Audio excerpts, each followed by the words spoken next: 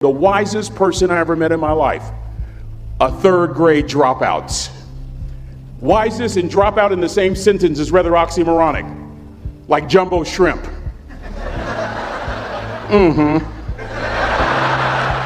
Like fun run, ain't nothing fun about it.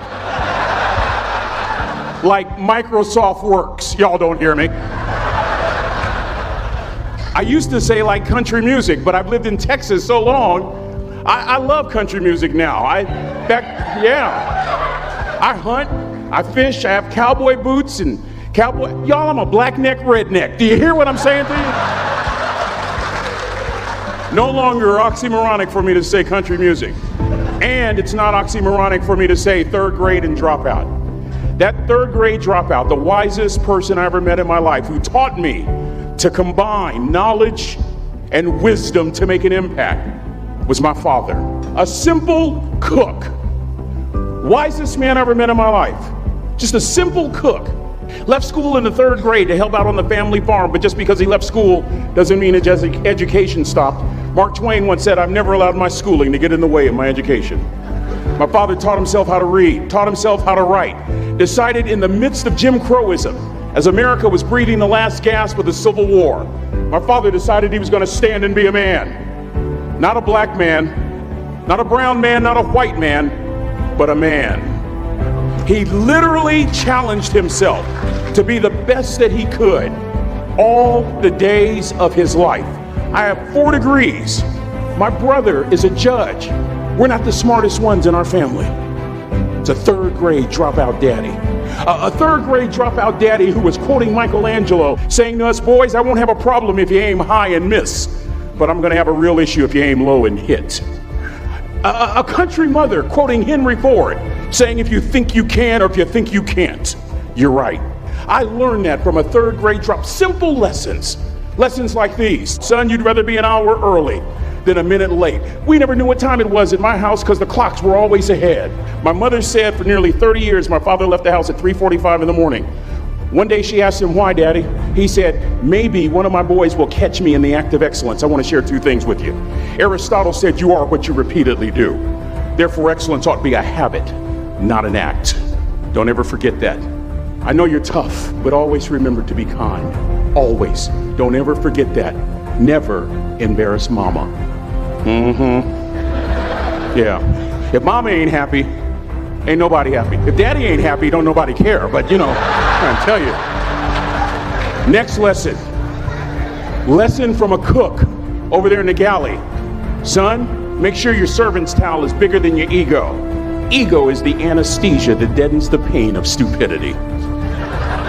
Y'all might have a relative in mind you want to send that to. Let me say it again. Ego is the anesthesia that deadens the pain of stupidity. Pride is the burden of a foolish person. John Wooden coached basketball at UCLA for a living, but his calling was to impact people. And with all those national championships, guess what he was found doing in the middle of the week? Going into the cupboard, grabbing a broom, and sweeping his own gym floor. You want to make an impact? Find your broom. Every day of your life, you find your broom. You grow your influence that way. That way you're attracting people so that you can impact them. Final lesson. Son, if you're going to do a job, do it right. I've always been told how average I can be. Always been criticized about being average. But I want to tell you something.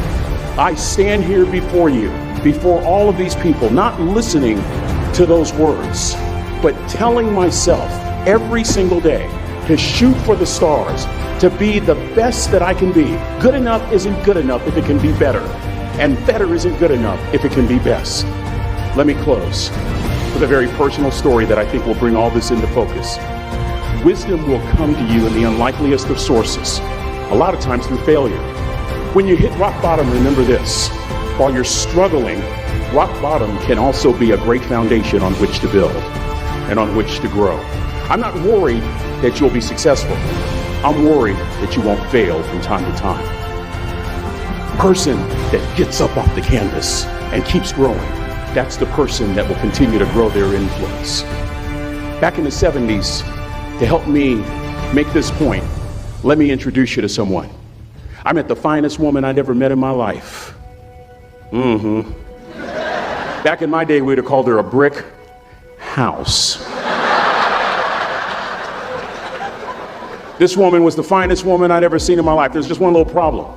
Back then, ladies didn't like big old linemen. The blind side hadn't come out yet. They like quarterbacks and running backs. We're at this dance, and I find out her name is Trina Williams from Lompoc, California.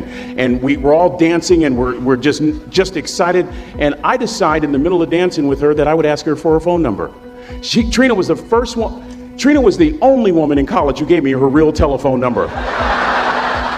The next day, we walked to Baskin & Robbins ice cream parlor. My friends couldn't believe it. This has been 40 years ago, and my friends still can't believe it. We go on a second date, and a third date, and a fourth date.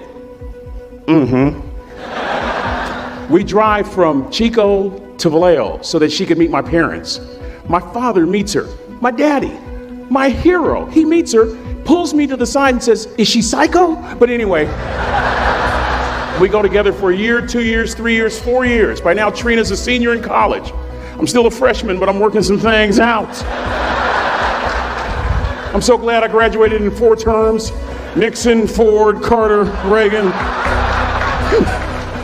So now it's time to propose. So I talk to her girlfriends, and it's California, it's in the 70s, so it has to be outside. You have to have a candle, and you have to have, some chocolate. Listen, I'm from the hood. I had a bottle of Boone's Farm wine. That's what I had. She said yes.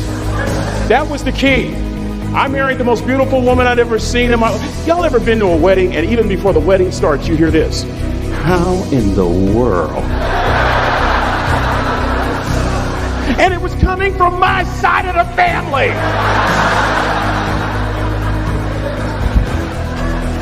We get married, we have a few children, our lives are great. One day, Trina finds a lump in her left breast. Breast cancer. 6 years after that diagnosis, me and my 2 little boys walked up to Mommy's casket. And for 2 years, my heart didn't beat. If it wasn't for my faith in God, I wouldn't be standing here today. If it wasn't for those 2 little boys, there would have been no reason for which to go on. I was completely lost. That was rock bottom. You know what sustained me? The wisdom of a 3rd grade dropout. The wisdom of a simple cook. We're at the casket. I'd never seen my dad cry. But this time I saw my dad cry. That was his daughter. Trina was his daughter, not his daughter-in-law. And I'm right behind my father, about to see her for the last time on this earth. And my father shared 3 words with me that changed my life right there at the casket. It would be the last lesson he would ever teach me. He said, "Son, just stand. You keep standing. You keep standing, no matter how rough the sea, you keep standing." And I'm not talking about just water. You keep standing. No matter what, you don't give up. And as clearly as I'm talking to you today, these were some of her last words to me. She looked me in the eye and she said, "It doesn't matter to me any longer how long I live. What matters to me most is how I live." I ask y'all one question, a question that I was asked all my life by a 3rd grade dropout. How you living? How you living? Every day, ask yourself that question, how you living? Here's what a cook would suggest you to live this way. That you would not judge, that you would show up early, that you'd be kind, that you'd make sure that that servant's towel is huge and used, that if you're gonna do something, you do it the right way. That cook would tell you this, that it's never wrong to do the right thing, that how you do anything is how you do everything. And in that way, you will grow your influence to make an impact. In that way, you will honor all those who have gone before you, who have invested in you. Look in those unlikeliest places for wisdom. Enhance your life every day by seeking that wisdom and asking yourself every night, how am I living? May God richly bless y'all. Thank you for having me.